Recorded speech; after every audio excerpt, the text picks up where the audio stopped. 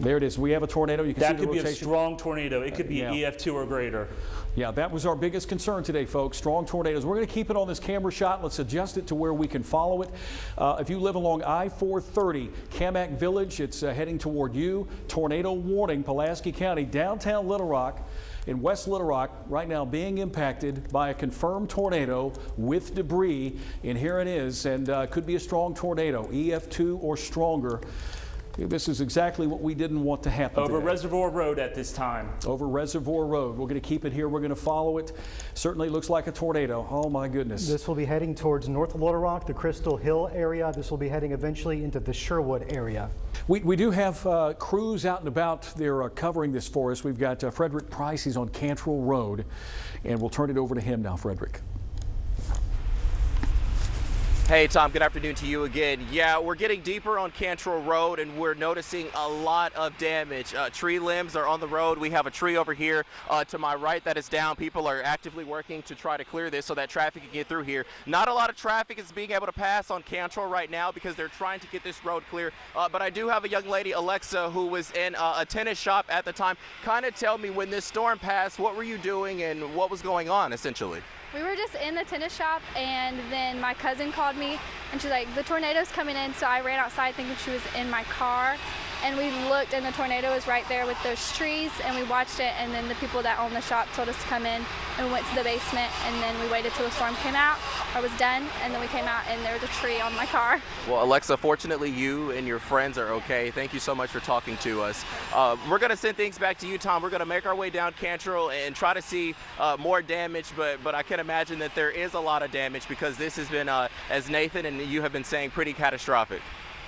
Thanks so much, guys. Yeah, as we keep our fingers crossed with our eyes on Arkansas County, I'm right now out here right alongside I-430 between the highway and Breckenridge Village. This is right where that storm dragged itself through West Little Rock, over into North Little Rock, as we've been talking about all day, right around 1 o'clock, 1:30 today. And this is what we have found once we got here. A truck overturned, apparently blown off the highway, left like this on its side. A tree on either side of it, an older tree, fell down by these winds. You've got across the highway evidence of some sort of housing area, homes, apartments, multifamily homes.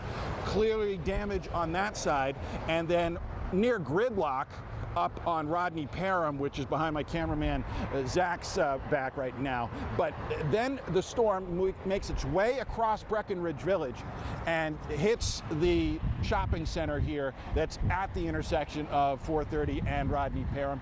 You can see just damage right up here in an area of the shopping center that was largely unoccupied. Actually ran into, by happenstance, the owner of the village, Chris Tees, who found this the easiest place to park so he could go see the damage in the place that he owns. And he told me that luckily much of the facility, the shopping center, is unoccupied right now, so fewer people who could have sustained any kind of damage today. It's clear Eat My Catfish is trying to clean up after the storm made its way through here. And we're going to continue covering this story. We want to go now over to Ian Russell. Ian, where are you now exactly to give us a little perspective on what you're seeing out there?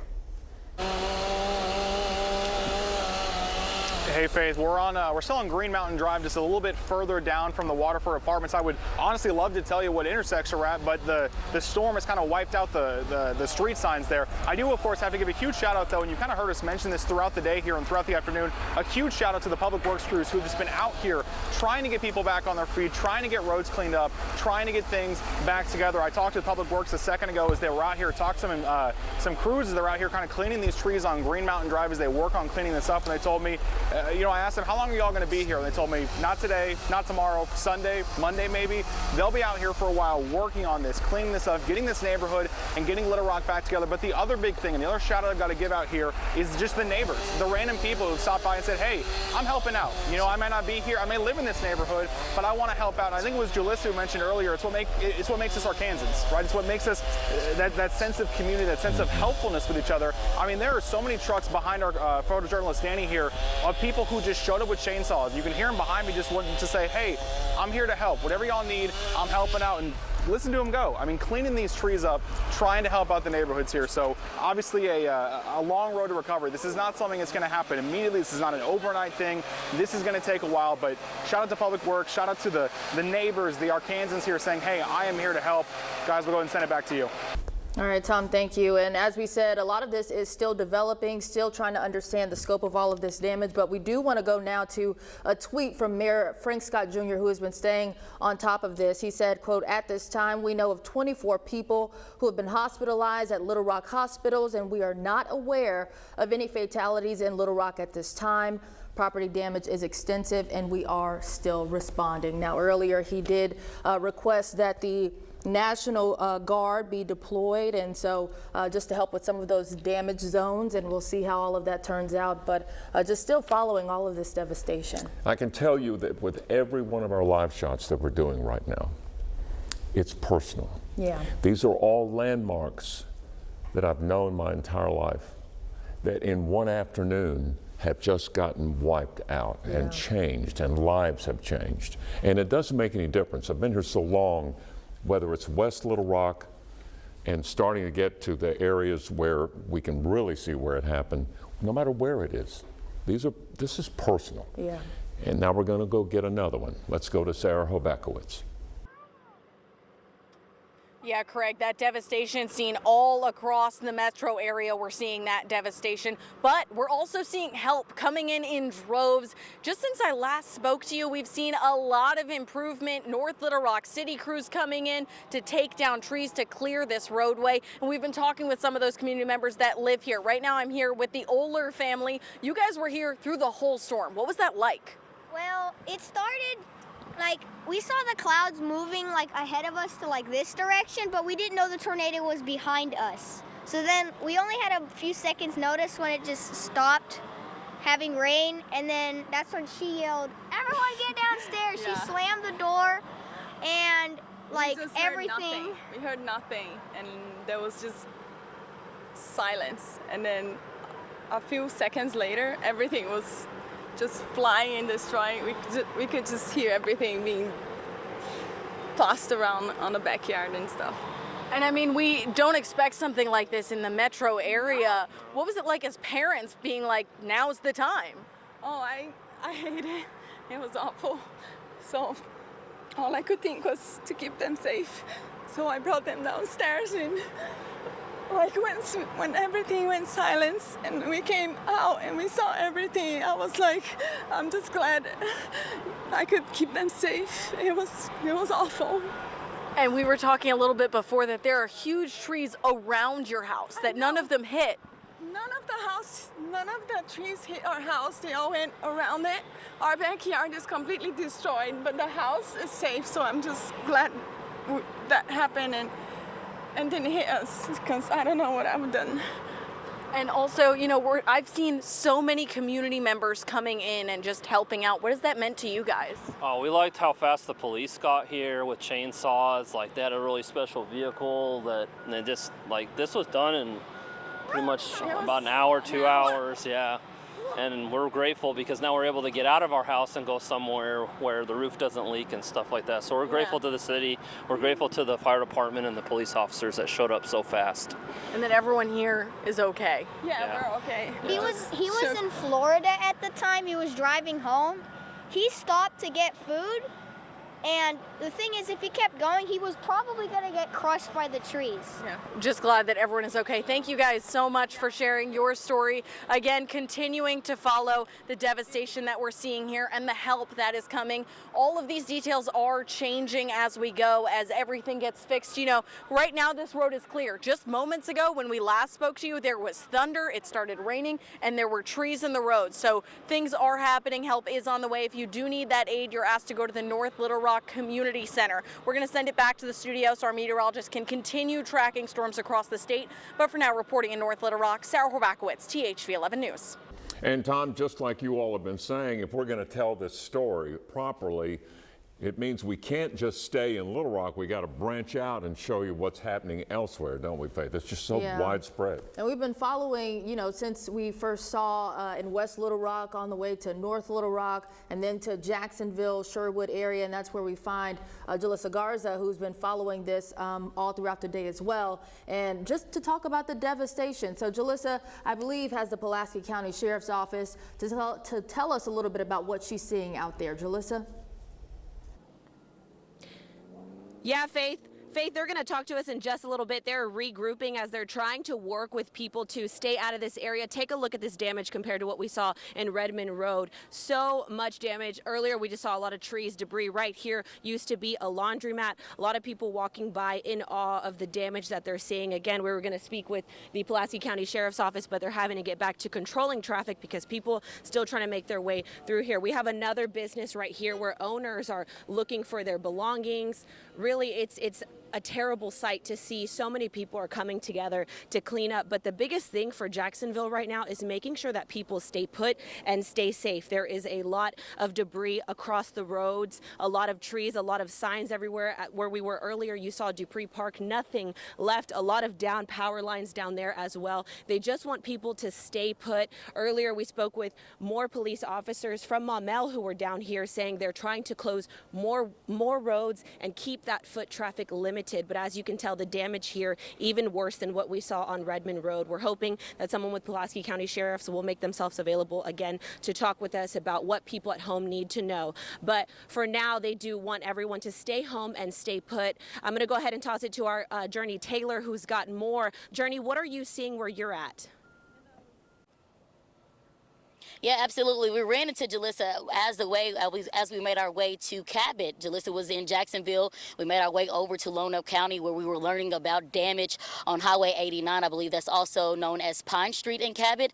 As we made our way down that road, we ran into the county judge who said, continue to drive down the road, make a right on Oliver. That's where we are now in a subdivision called Red Oak Air Park. We're going to pan off to the right here so you can kind of see some of the damage that they experience. A lot of metal, a lot of roofing here in these yards, and I'm hoping that we're not fighting the sun, so you can see in between these trees.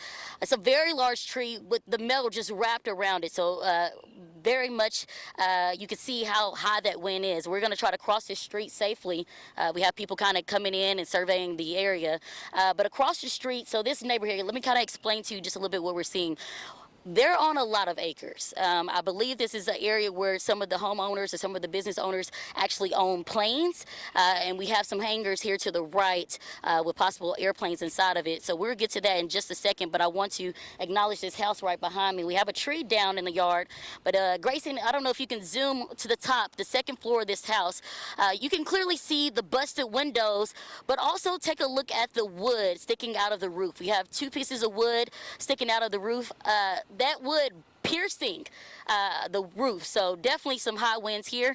Let me walk over here to my right to kind of explain again about these hangars. We have one hangar or one garage that's completely down further back, but also this is a landing strip. So we also ran into the sheriff, that is John Staley. He told me, hey, we actually don't have any injuries, but we have a lot of damage. He also wanted to make it clear that in this area, this is where they are seeing the most damage in Cabot. They have plans to have deputies in this area since they are dealing with so much damage, and they want to make sure that all the homeowners know that their properties will be safe overnight. We're going to continue to talk to the county judge and also the sheriff to kind of learn more about this area, but again, confirming that there are no injuries. That's from the sheriff, that is John Staley. So we're going to send it back to you as we learn more, okay? A saw is a valuable thing to have. Yes, it is. A chainsaw is a valuable thing to have. Yeah, with all those trees that we saw, certainly think so. Well, every time we've gone to Ian Russell for a report in West Little Rock, for the last 3 times we've gone to him, we've heard a chainsaw. Let's see if we're hearing one tonight this late. Is it still going out there, Ian? Hey, Craig, it's not right now. It's things have quieted down a little bit. The LRPD is kind of blocked off the road, so really only the essential travelers, the first responders, people who live in this area can kind of get through here. But otherwise, it's quieted down for the night. And doesn't look like there's any power out here either. It's been pretty dark. Really, the only thing that I can see light-wise would be the lights from the LRPD cruisers that are sitting out here. But I want to take a second to talk about, we've seen these pictures and videos of damage from the storm all day, but sometimes it's hard to really see how big they are without seeing kind of a frame of reference. So I want to show you this tree next to me. This is the root structure of a tree that fell on a home here. We're on Green Mountain Drive in the intersection of 8th and Allen here. For reference, I'm 6'3". So to see how tall this is, I mean, you can just imagine how strong the storm was to have to rip this down and knock this over here. And again, the pictures and videos that people have been sending us, as we've been here all afternoon, a lot of people have been sharing those pictures and videos with me. So of course, thank you for doing that. But one person I talked to had a very unique perspective, Tony Garlington, who watched the entirety of that storm from his front porch. As the storm moved through Little Rock, those in the metro held on to what they could. I heard the sirens, so I came outside because I noticed through the windows that nothing was happening and it was clear and all that. So I was that guy. That sentiment from Tony Garlington changed quickly. Stuck on his porch, battered by debris, unable to open the door, finally turning around to this.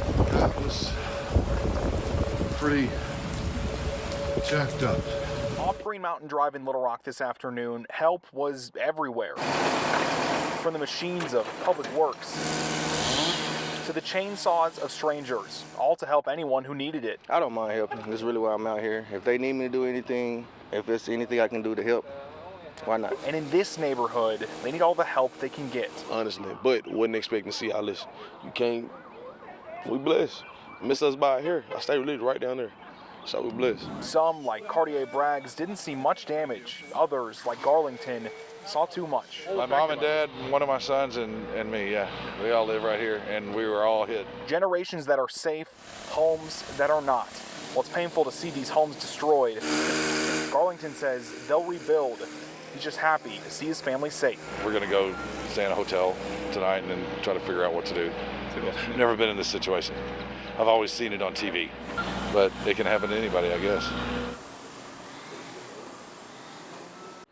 And Craig, you mentioned the chainsaws, right? We heard them throughout the afternoon as crews were out here working to clear some of this debris. Well, I had a chance to talk to some Public Works employees as they were out here cleaning those debris and clearing Green Mountain Drive here. I asked them, what's the recovery process look like? How long are y'all going to be out here? They told me they'll be here today, tomorrow, the next day, however long it takes to get this road clean and get this neighborhood back to where it was, guys. We got a lot of people helping tonight. We're going to go to a church that's right down from my house in our neighborhood, Calvary Baptist. Check in with Brooke Buckner to see how the relief effort's going there. Brooke? Hey guys, yes, the lights just dimmed here at Calvary Baptist Church. Red Cross has a shelter set up for people who were impacted by the storm. Their houses might have gotten destroyed and they have nowhere to go. So we right now see a few people here who have recently checked in. A couple of them are starting to wind down for bedtime. They have a bag full of necessities for people who check in, like toothpaste, razors, shampoo, anything you might need for a night's stay here, as well as a warm blanket and a nice cot to sleep on for the night. Like Jalissa and Sarah just mentioned, the community is really coming together today to help each other out in all sorts of ways. There's proof of that right here tonight at this Red Cross shelter. But if this one is not close to where you live, there are some others that I know of. I'll name off right now. Hall High School in Little Rock is also a shelter, and North Little Rock Community Center, as well as First Baptist Church in Jacksonville. Also, tomorrow, if you're looking for a meal and you were impacted by the storm, the Wolf Street Center in downtown Little Rock will be serving free meals to people impacted. So stay with us tonight for more coverage on the aftermath of this storm. For now, I'll send it back to you in the studio. And we can't, of course, media partners with the National Weather Service, we can't do it without them, of course. We depend on our chat windows to be able to see and tell folks where the storms are going and what they're doing. And then just viewer photos and pictures continue to come in. And this concludes our coverage of this historic day. There will be more tomorrow morning on THV 11.